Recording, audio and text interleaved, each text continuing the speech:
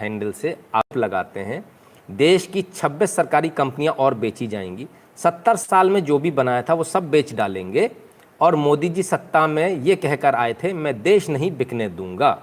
बिल्कुल ठीक बात है, ऐसा ही कहा था, मुझे भी याद है। मतलब देश में कुछ भी बिकने से नहीं बचने दूंगा, मोदी है तो यही मुमकिन है, स्टॉप सेलिंग इंडिया। नीचे इन्होंने एक ट्वीट को ट्वीट किया, वो ट्वीट डिसइन्वेस्टमेंट से रिलेटेड है, डिसइन्वेस्टमेंट का, ठीक है, क्लियर है। वेदर कवर इंडस्ट्रियल्स, धन्यवाद बहुत बहुत आपका कंट्रीब्यूशन के लिए। तो ये आप देखिए, डिसइन्वेस्टमेंट को लेकर इन्होंने बोला कि ये चीज़ें बेच रही है सरकार, अच्छी बात है, इसमें कोई दो राय नहीं है कि भारत सरकार डिसइन्वेस्टमेंट कर रही है, इसमें कोई दो राय नहीं है, ये बिल्कुल सच है, इसमें कहीं भी गलत नहीं है।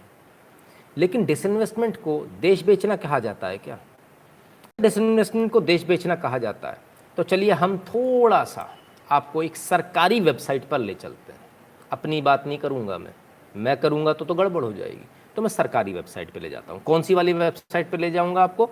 भारत सरकार के 3 शेर वाली। इस सरकारी वेबसाइट का नाम है department of investment and public asset management, ठीक है, DIPAM.gov.in दिखा रहा हूं मैं आपको, और करीब से दिखा देता हूं, ठीक है, भारत सरकार की वेबसाइट दिखाऊंगा साहब, इसके अलावा नहीं। अब मैं 2009 और 10 की बात करूंगा डिसइन्वेस्टमेंट की। क्या है? Past disinvestment. कौन से फाइनेंशियल ईयर के? 2009 और 10 के। 9 और 10 में किसकी सरकार थी? सोनिया गांधी सरकार थी, मनमोहन सिंह सरकार थी। कितने डिसइन्वेस्टमेंट हुए जरा मैं आपको दिखाऊं तो जरा देख लीजिए। NHPC का डिसइन्वेस्टमेंट हुआ, name of CPSES, NHPC, oil India limited, NTPC, rural electrification, NMDC। कितने हो गए? 1 2 3 4 5, एक साल में 5, ठीक है, सिर्फ 2009 और 10 में। चलिए अब मैं तो 2010 और 11 में आपको ले चलता हूँ, ठीक है, फाइनेंशियल ईयर 2010 एंड 11। ये भी कौन सी सरकार है? सोनिया गांधी सरकार, right. SJVN limited, engineers India limited, coal India limited, power grid corporation of India limited, MOIL और shipping corporation of India limited. ये बेच मारे इन्होंने। पहले कितने बेचे थे? 5, अब 6 7 8 9 10 11, कितने हो गए? 11। 2 साल में 11 पे पहुंच गई कहानी। चलिए थोड़ा और आता हूं आपके 11 और 12 में, वही सोनिया गांधी सरकार, मनमोहन सरकार। 12 हो गए थे, कितने हो गए थे? 11 हो गए थे, right. Power finance PFC limited and oil and natural gas corporation limited, इन 2 का इन्वेस्टमेंट और 12 13 हो गए, ठीक है साहब। और देखिए और कितने इन्होंने डिसइन्वेस्टमेंट किए, कितनी कंपनियां इन्होंने बेची। अब हम भी कहते हैं कांग्रेस ने भारत को बेचा था। अब 12-13 की बात करूंगा, 2012 और 13 में कितनी कंपनियां बेची। चलिए आ जाइए।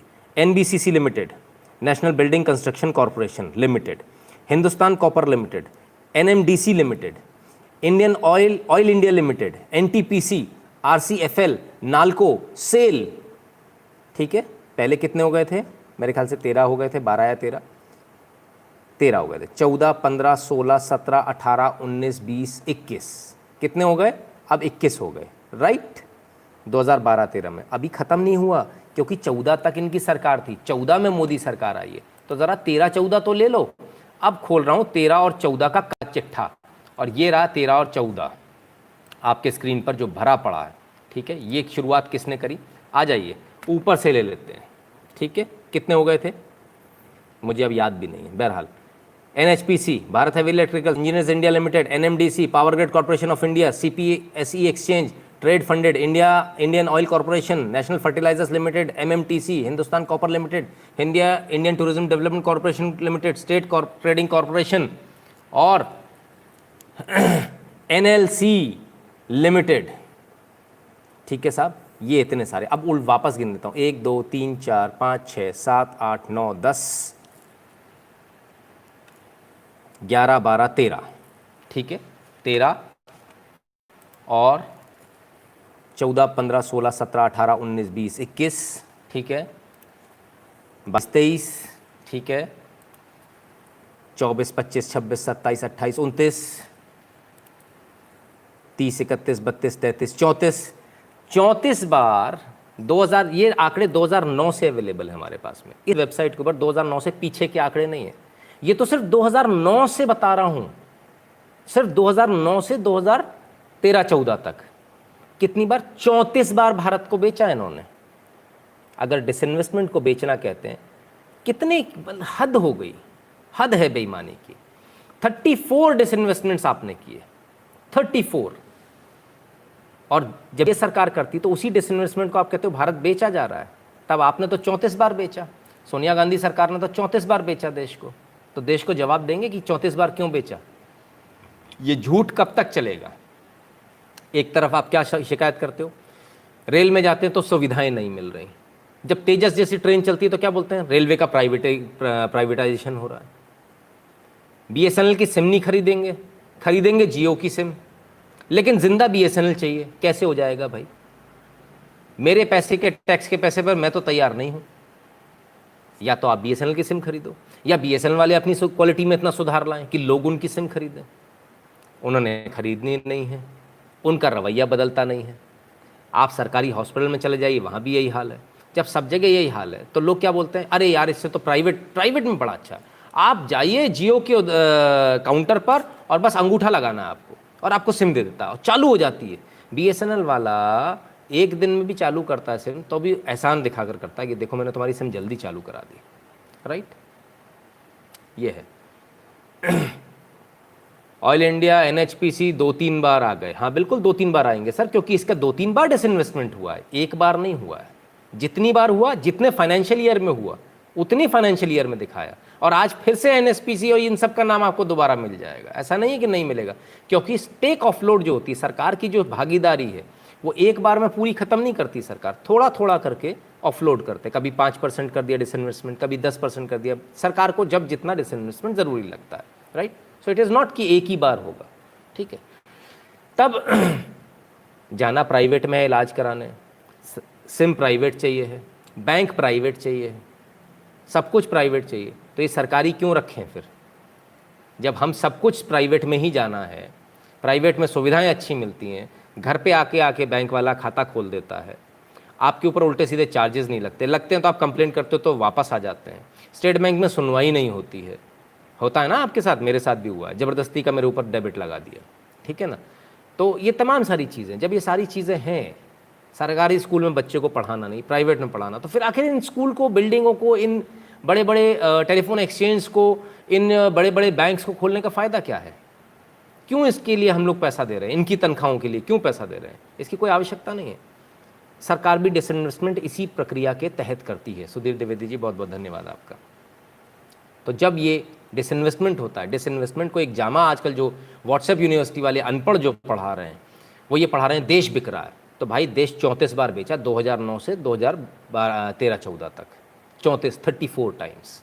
और ये मैं नहीं कह रहा हूँ, अगर आपको मेरे आंकड़ों पर कहीं से भी शक है तो आप कुछ मत कीजिए, आप इस सरकारी वेबसाइट पर चले जाइए, और ये इस वेबसाइट को अच्छे से दिखा देता हूँ, देख लीजिए, dipam.gov.in।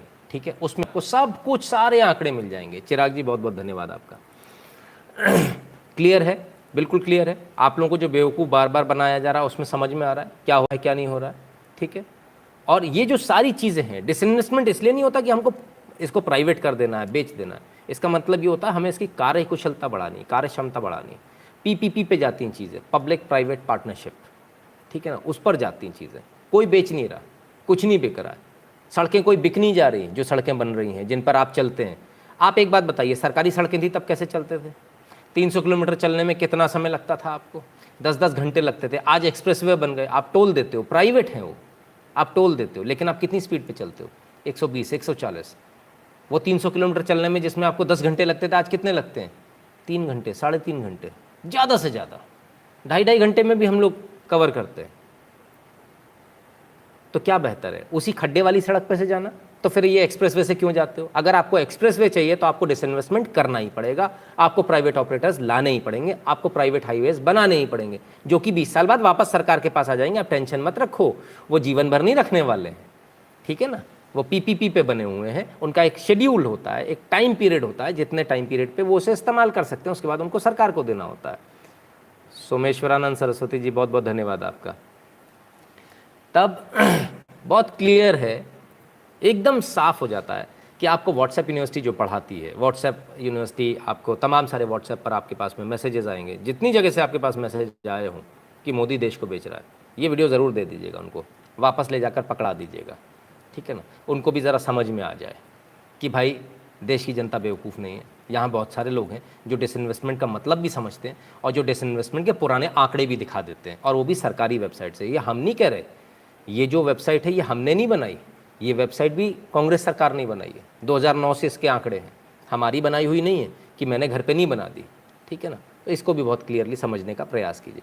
बहुत सारी चीज़ें आपके सामने आएंगी, बहुत सारी चीज़ें इस प्रकार की आएंगी जो आपको बार बार ये बताएंगी कि देखिए देश के अंदर ऐसा हो रहा है, देश के अंदर डिसइन्वेस्टमेंट हो रहा है। डिसइन्वेस्टमेंट को क्या बताया जा रहा है? डिसइन्वेस्टमेंट को बताया जा रहा है जो चीज़ें अच्छी करी जा रही हैं उसको बताया जा रहा है, देश बेचा जा रहा है।